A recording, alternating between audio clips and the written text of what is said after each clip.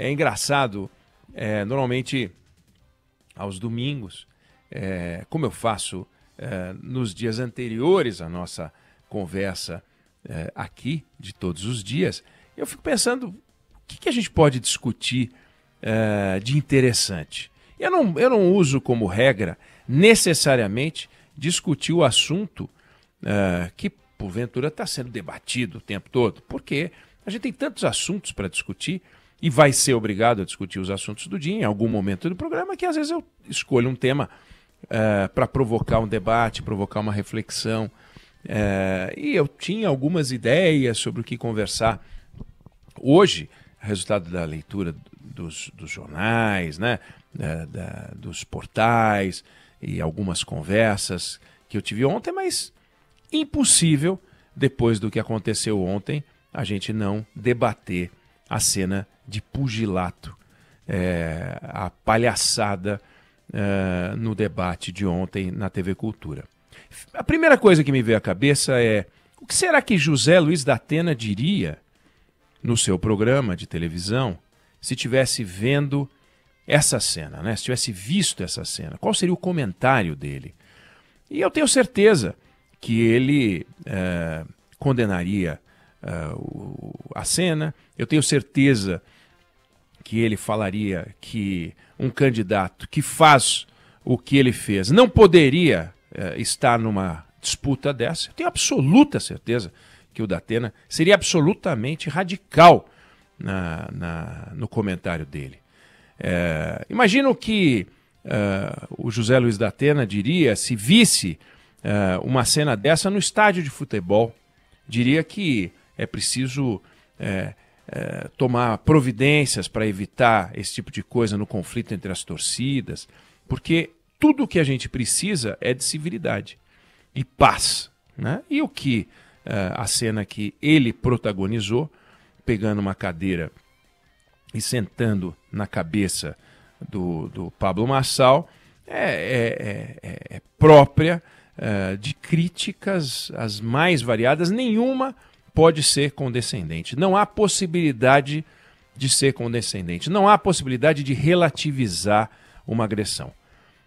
A agressão verbal e a agressão física são coisas diferentes. A agressão verbal desmoraliza quem fala. A agressão física vitimiza o agressor verbal. Vitimiza o agressor verbal. Agora, posto que é absolutamente condenável, posto que a cena é ridícula, posto que talvez o da Atena dissesse no programa dele, recomendasse no programa dele que o candidato que fez isso desistisse da eleição, e eu acho que ele, arrisco dizer que ele diria isso. Posto isso tudo, eu diria o seguinte: algumas coisas a gente não pode aceitar como tema de discussão, né? A primeira coisa que a gente não pode é achar que barraco é atentado. Barraco não é atentado. Então, Pablo Marçal querer comparar a facada, que foi um atentado contra a vida do Bolsonaro. Quem desferiu a facada não queria dar uma facada no Bolsonaro, queria matar o Bolsonaro com uma faca. É completamente diferente. Tentou matar o Bolsonaro com uma faca. Se usasse um revólver, teria matado o Bolsonaro. O fato do Bolsonaro não morrer, por sorte e perícia médica, por sorte, os profissionais certos estavam nos lugares certos, o Bolsonaro não morreu, senão teria morrido. Donald Trump, também por sorte, virou a cabeça e um tiro de fuzil que mataria o Donald Trump, obviamente mataria o Donald Trump, e não matou por sorte. Não dá para comparar com uma cadeirada. A cadeirada nunca mataria o Pablo Marçal. A vida do Pablo Marçal não correu risco em momento nenhum. Então ele é um ridículo ao colocar um post se comparando ao Donald Trump e ao Jair Bolsonaro. Beira o ridículo. E qualquer pessoa admire as ideias do Pablo Marçal ou admire a inovação que o Pablo Marçal representa para a política, sabe que o post dele e todas as atitudes dele depois da cadeirada são ridículas. São ridículas. Pablo Marçal está se comportando de uma maneira ridícula. se comporta de uma maneira ridícula desde que entrou na campanha, provocando, xingando, esculhambando, em vez de propor ideias. Aí pegou um candidato, sangue quente, que não aguenta, não tem a frieza suficiente para enfrentar um debate, levou uma cadeirada. Então, o desfecho que o José Luiz da Atena recomendaria seria a renúncia do candidato que deu a cadeirada e a desqualificação do agressor.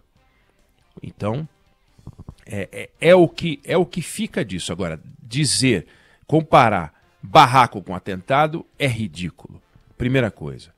Segunda coisa que a gente não pode aceitar é o seguinte, dizer que a política chegou num nível baixo como nunca se viu. Será mesmo? Será mesmo que a política no Brasil chegou num nível baixo como nunca se viu? Com base em que a gente está afirmando isso? Quantos candidatos foram mortos ao longo da campanha? Nos tempos todos em que a gente tem campanha no Brasil. Candidatos a prefeito, candidatos a vereador. Né? Então a gente falar que baixou o nível, a gente tem uma política misturada com crime há décadas e décadas e décadas. Coronéis comandando estados.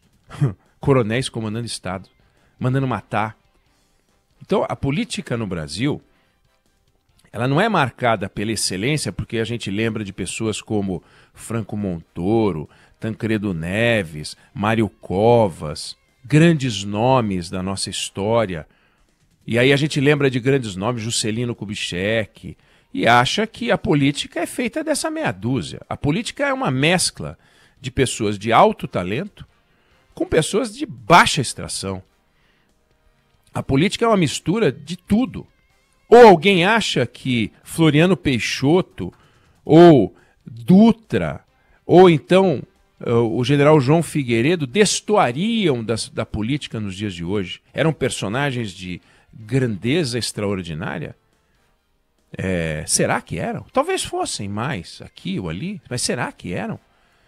Será que a política não tem na sua história personagens de segunda classe, baixa extração, que ocuparam postos de governo estadual, de prefeitura, só bacanas? E agora, neste momento, a política chegou no seu momento mais baixo. Será mesmo? O pai do Fernando Collor, senador Arnon de Mello, matou um colega em plenário. O pai do Fernando Collor matou um colega em plenário. Isso não foi hoje. Então, a política tem momentos horrorosos, né? A gente pega a Revolução de 30, começou disparada por um assassinato. Então a gente tem coisas muito baixas na nossa história. E mais, diga-se de passagem, os dois protagonistas dessa história não são personagens da política brasileira tradicional. Se é uma coisa, se é algo que a gente pode dizer neste momento, é que os dois personagens envolvidos são personagens de fora da política. José Luiz da Atena, que chegou a ensaiar, a entrar na campanha algumas vezes, nunca entrou de fato. E dessa vez é a primeira participação dele em campanha. Pablo Marçal nunca foi candidato a nada. Os candidatos e políticos profissionais dessa campanha são o Guilherme Boulos, a Tabata Amaral e o Ricardo Nunes. Marina Helena está começando agora. Tabata Amaral, o comportamento dela é absolutamente exemplar. Não há discussão sobre o comportamento da Tabata Amaral. Guilherme Boulos e Ricardo Nunes têm protagonizado momentos ruins nessa campanha, mas não chegaram no patamar em que a gente viu chegar José Luiz da Atena e Pablo Marçal, que são os dois entrantes nessa política. E a gente vê outras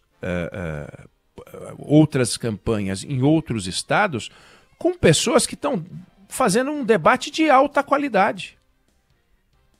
Candidatos que fizeram um trabalho admirável e estão sendo reconhecidos nessa eleição. Então, não vamos criminalizar a política. É um movimento tosco ficar criminalizando a política, que, aliás, foi o maior erro da Lava Jato, foi criminalizar a política, achando que na política a gente tem uma coisa pior do que em outras áreas. Está aí lojas americanas para mostrar o que a iniciativa privada também é capaz de fazer. Ou não tem fraude. As várias fraudes que a gente está vendo, a Polícia Federal pegar toda hora, não tem um político envolvido. Está aí aquela, não vou nem falar o nome daquela influenciadora digital, não tem política naquela caca. E tem um nojo de gente na iniciativa privada aprontando. Então tem gente séria na iniciativa privada, é a maioria, tem gente séria na política, é a maioria, mas a gente vê cenas horrorosas, como a gente acabou de ver ontem. Então na hora em que o José Luiz da Atena, meu amigo José Luiz da Atena, que eu admiro, que eu respeito, pega uma cadeira e senta na cabeça de um outro, ele está fazendo uma cena horrorosa, atacando um outro que vem fazendo um papel horroroso nessa campanha. Pablo Marçal vem fazendo um papel horroroso nessa campanha. Não sai da boca dele uma discussão que não seja para detonar os outros. Não justifica, mas não tem uma ideia dele que não envolva em algum momento uma esculhambação do Boulos, uma esculhambação do Nunes, esculhambou a Tabata, esculhambou da Atena, esculhamba todo mundo. Quer dizer, ele é aquele arruaceiro. Sabe arruaceiro? Arruaceiro. Aí o eleitor vai ter que escolher. Nós queremos votar em arruaceiros ou nós queremos votar em candidatos que têm alguma ideia para conduzir essa cidade, no caso de São Paulo. E isso fica um exemplo para outros lugares. Nós vimos no Piauí um sujeito dando uma cabeçada, aliás, o prefeito deu uma cabeçada no outro candidato. Mas essa não é a marca da eleição. Nós temos mais de 5 mil municípios. Não é a marca dessa eleição. Aconteceu uma cena horrorosa, com rede social, com tudo. Agora, volto a lembrar, o pai do Fernando Collor, se tivesse rede social, a gente diria, nossa, a que ponto chegou a política. Se a gente estivesse discutindo em 1930, a gente diria, a que ponto chegou a política, mataram um político. É assim que a nossa história é montada, de momentos baixos, pavorosos, nojentos, asquerosos e momentos grandiosos. Momentos grandiosos. Fizemos a Constituição de 88, fizemos a marcha da eleição direta, fizemos o impeachment de Fernando Collor, fizemos o impeachment de Dilma. Momentos bons da política. Alguém vai dizer, não, a Dilma foi um golpe. Golpe o caramba. Ela aprontou e mereceu cair. Fizemos uma eleição transparente na última eleição, como fizemos na eleição transparente que ganhou Jair Bolsonaro. Agora, baixaria na política tem várias, em vários momentos da nossa história, de formas diferentes. Mas quando a gente compara a história com os dias de hoje, é natural que a gente tente valorizar episódios do passado, um certo saudosismo, sugerindo que os momentos de hoje são sempre piores. Não, veja o que é a música, veja a que ponto chegou a letra explícita do funk. Bom era no tempo da bossa nova. Eu também acho. Mas o fato de eu achar não quer dizer nada. A sociedade vai se modificando. Tem muita coisa boa na música nos dias de hoje também. Aí a gente quer olhar, apontar o dedo para aquilo que a gente não gosta. E aí a gente faz uma seleção natural. O pior de hoje com o melhor do passado. Aí fica fácil. Mas e o pior do passado com o melhor de hoje? Não rola? Não vale? Só vale o pior de hoje com o melhor do passado? Aí tudo sempre vai ser bom no passado. A gente nunca, não vale a pena avançar. Porque se está ruim agora, porque tem essa cena, imagina daqui 10 anos como vai ser. Você acha que o mundo tem menos consciência ambiental hoje do que tinha há 50 anos? A situação está pior hoje do que estava há 50 anos. Mas porque há 50 anos a gente não tinha nenhuma consciência ambiental? Então a cabeça das pessoas hoje está muito mais arrumada do ponto de vista ambiental, muito mais preocupada. Você acha que com todos os casos de racismo que a gente tem hoje, e tem, você acha que a consciência racial hoje é pior do que era há 50 anos? Com todos os casos de feminicídio que a gente tem registrados, você acha que a situação da mulher hoje é pior do que era há 50 anos? Você realmente acha que as crianças hoje são menos respeitadas do que eram respeitadas há 50 anos? Então, se a gente volta no tempo, a gente tem que pegar o que tinha de pior ou o que tinha de real com o que tem de real hoje. Vamos parar com a comparação do melhor do passado com o pior de hoje.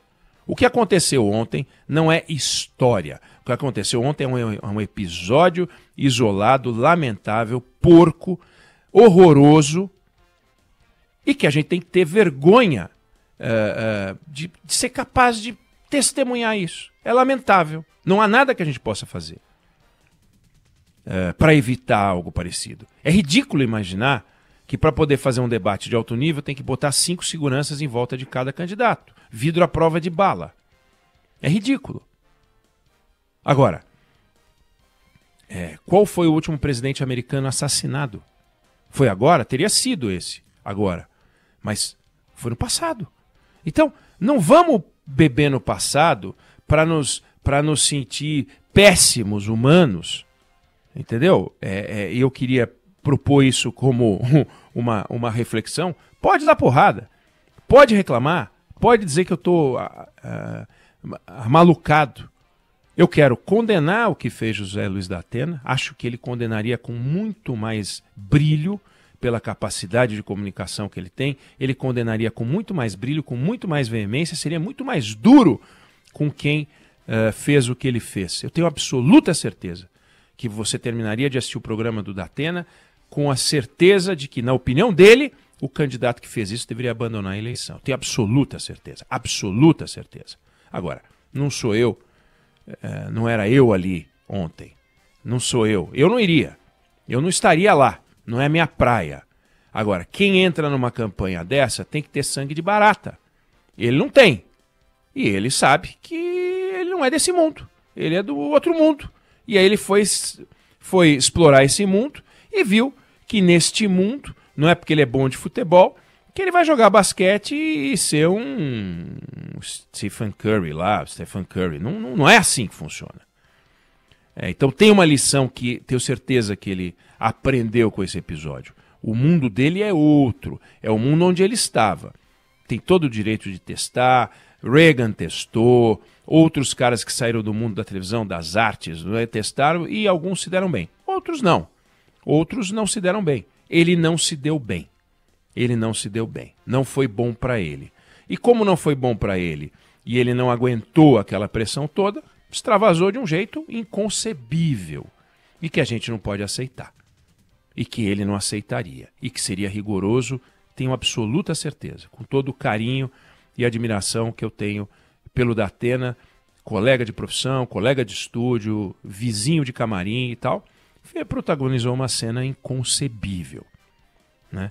E não vou falar mais do Pablo Marçal, faz menor sentido, não passa de um arruaceiro, é aquele moleque que fica provocando todo mundo, fica dando canelada, vem cá, bate aqui, cospe aqui, é isso, ele é um arruaceiro, provocador, é isso que ele é, né? Se a sociedade paulistana abençoa esse tipo de comportamento, vai votar nele e bota ele no segundo turno. Se a sociedade paulistana entende que esse tipo de gente tem que ficar no mundo digital, ali fazendo aquelas palhaçadas que ele faz, é onde, na minha opinião, ele deveria ficar. E a gente tem que escolher entre os políticos. Ah, mas não tem nenhum que eu goste. Bom, ok, então vota num desses aí. Mas eu acho que o mundo da política não piorou, não. O mundo da política tem coisas muito boas e tem coisas muito ruins. O que a gente viu ontem é o que tem de pior. Mas a nossa história também está forrada de episódios absolutamente lamentáveis. Não imagine você que você é contemporâneo do pior momento da política. Não há estudos capazes de dizer uma barbaridade dessa. Não se puna, não se sinta diminuído só porque temos na nossa história figuras como, eu falei, Tancredo, Juscelino, Ulisses Guimarães, Franco Montoro, Mário Covas e outros personagens grandalhões da política que só enobrecem a nossa história.